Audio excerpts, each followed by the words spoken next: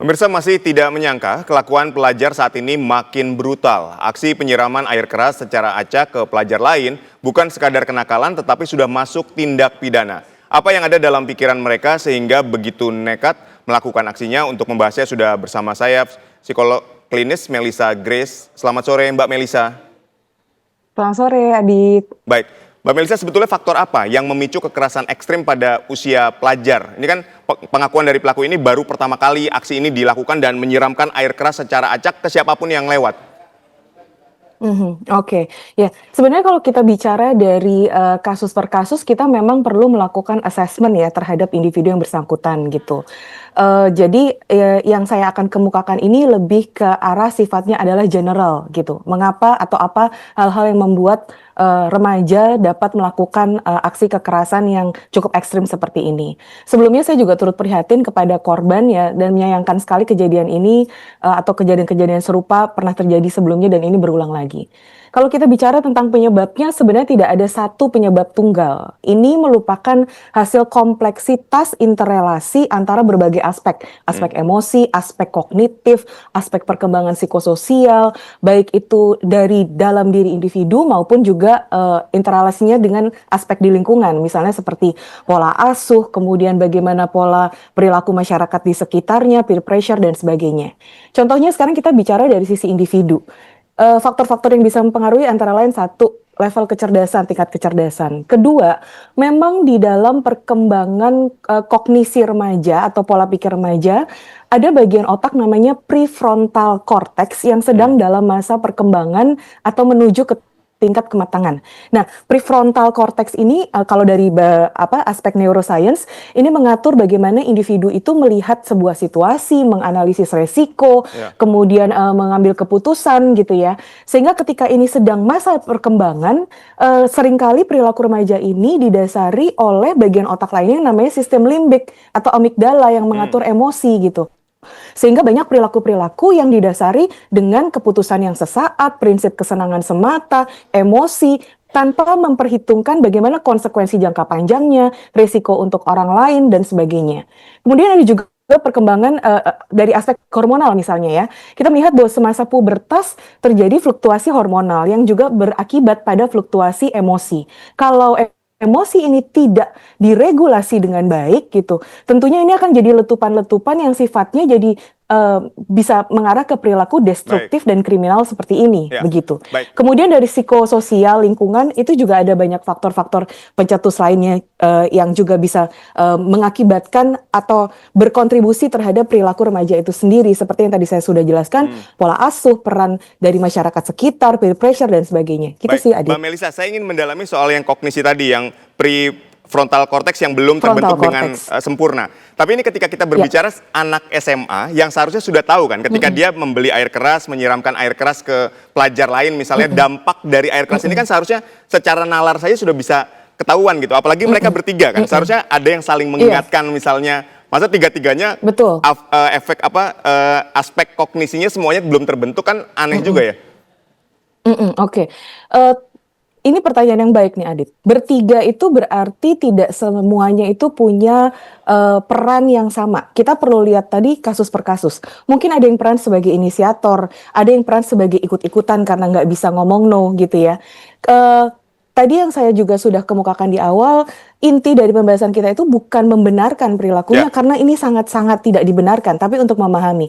Kenapa sih? Kan tahu nih dampaknya air keras ini buat orang lain gitu. Betul, secara nalar logis mungkin bisa diketahui. Tetapi tadi karena prefrontal cortex-nya kemungkinan masih dalam masa perkembangan, jadi aksi perilakunya itu tidak didasari oleh pertimbangan yang matang, kemudian konsekuensi jangka panjang, dan lebih didasari oleh kepuasan sesaat gitu ya. Mungkin juga ada usaha untuk mencari sensasi nih ketika saya melakukan ini, kemudian apa gitu yang akan terjadi gitu.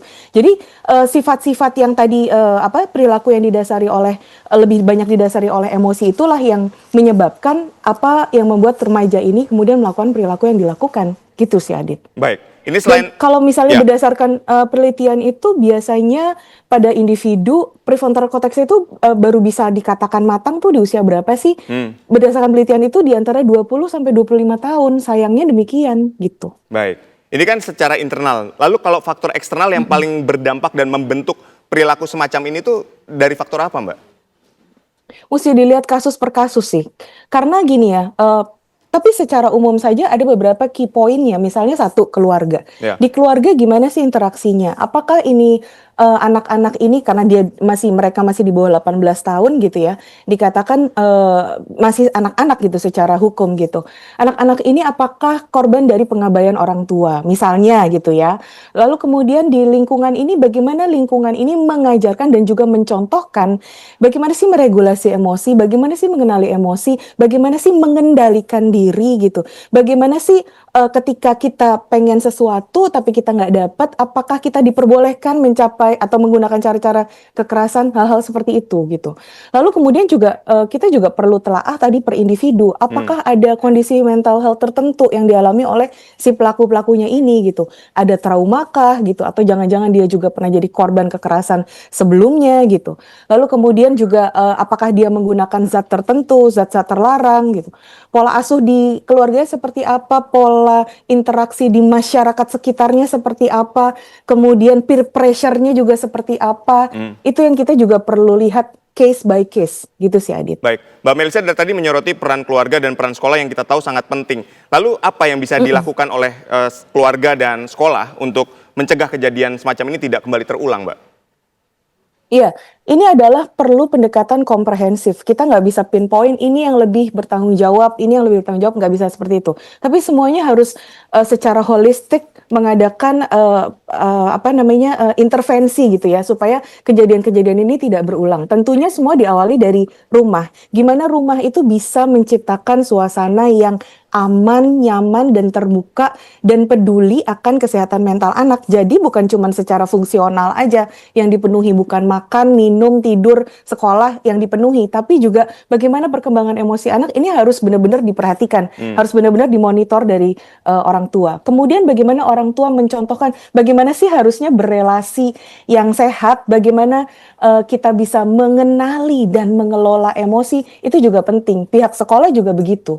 Sekolah juga perlu untuk menciptakan lingkungan yang safe and supportive gitu untuk anak-anak kita. Begitu juga dengan lingkungan masyarakat. Cuma kan gini ya, Aditya, secara teori ini bisa dilakukan gitu. Tapi memang secara faktual ini sangat-sangat sulit sekali gitu. Kenapa? Karena ngelibatin banyak pihak itu tadi, Adit. Gitu. Baik, gini, saya ingin mendalami dari keluarga deh. Kalau keluarga itu kan mungkin kalau secara teori itu ya ini peran keluarga, peran orang tua dan seterusnya. Tapi dalam konteks kenyataan dan realita di lapangan ya ini kan banyak keluarga yang secara ekonomi masih sulit. Jangankan orang tua ngobrol sama anak, dia ngurusin diri sendiri aja udah pusing gitu, Mbak.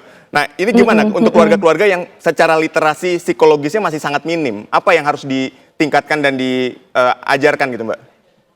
Iya, sebenarnya edukasi tentang bagaimana parenting dan sebagainya itu bisa didapatkan dari banyak sumber sih. Baik itu secara gratis lewat media sosial dan sebagainya, atau rekan-rekan di psikolog klinis juga kadang-kadang melakukan pelatihan gratis gitu ya, misalnya di puskesmas dan sebagainya gitu, untuk sharing atau berbagi informasi tentang bagaimana sih komunikasi sama anak dan sebagainya. Nah, hal-hal seperti itu memang perlu untuk dimanfaatkan. Tadi bicara tentang orang tua minim literasi dan sebagainya, itu juga menjadi sebuah kenyataan yang kita tidak bisa abaikan gitu ya, bahwa memang menjadi orang tua itu memang satu tidak mudah, tapi juga butuh kesiapan mental gitu. Jadi bukan hanya siap secara biologis saja, tapi juga memang butuh kesiapan mental gitu. Nah, aplikasi nyatanya seperti apa? Di keluarga itu perlu bukan hanya anak dikasih tahu bahwa ini boleh atau nggak boleh, karena itu terkait dengan aturan, tapi anak juga perlu diberikan ruang yang aman untuk dia mengenali emosinya. Kalau dia lagi stres, kalau dia lagi marah, dia mesti ngapain gitu. Nah, orang tua juga perlu mencontohkan itu. Sadar atau tidak, kadang-kadang ada beberapa kalangan keluarga yang orang tuanya berantem aja gitu di depan anak. Berpikir bahwa itu nggak akan ada dampaknya gitu buat anak. Padahal ketika anak melihat bahwa itu sering, apalagi ngelihatnya nggak cuma sekali, tapi berkali-kali gitu. Itu terjadi di depan mereka. Secara unconscious mereka berpikir bahwa oh it's okay untuk pakai agresi ketika keinginan tidak terpenuhi gitu sih. Makanya ini menjadi pendekatan yang tadi holistik dan nggak bisa dirumusin secara oh kalau ini udah dilakukan maka berarti beres, nggak begitu. Karena tadi pendekatannya holistik, melibatkan banyak pihak dan emang sangat sulit sekali untuk dikondisikan, tapi bisa untuk mungkin dikurangi risiko-risikonya gitu sih Adit. Baik, ini jadi upaya yang paling efektif agar kejadian serupa ini tidak terulang lagi ini seperti apa? Karena kan kita tahu ya ada anggapan bahwa ya karena dia masih anak di bawah umur, pelajar dan seterusnya ya bisa bebas dari jerat hukum. Akhirnya tidak ada efek jera di situ ketika melakukan tindakan ya kita katakan ini sudah masuk kriminal ya, pidana gitu. Iya, iya. Kalau sependek pengetahuan saya, kalau masih melibatkan anak yang di bawah 18 tahun itu memang berlakunya sistem peradilan pidana anak ya, yang tentunya harus melindungi hak-hak anak gitu. Ya memang begitu aturannya gitu. Kalau secara hukum mungkin lebih tepatnya adalah dari ahli hukum gitu yang Ya. bicara. Tapi secara psikologis memang ketika individunya ini masih berusia di bawah 18 tahun kategorinya anak, memang pendekatannya itu perlu bukan kemudian meniadakan konsekuensi, tidak. Tapi pendekatan yang holistik yang sifatnya fokusnya pada rehabilitasi. Tetap ada konsekuensi, tapi konsekuensinya tidak semata menekankan pada hukumannya. Karena pertama kali anak itu harus tahu apa sih yang dilakukannya, apa yang membuat dia melakukan hal tersebut, dan kemudian gimana nanti di kedepannya supaya dia tidak melakukan hal-hal seperti itu lagi. Nah, gimana caranya tahu? Tadi melalui pendekatan yang personal assessment individu by individu untuk tahu gitu. Apa yang menyebabkan si anak ini melakukan apa yang dia lakukan gitu. Tentunya juga misalnya konsekuensi yang bisa diterapkan. Misalnya anak ini ada di dalam safe house yang memang menekankan pada pembinaan anak.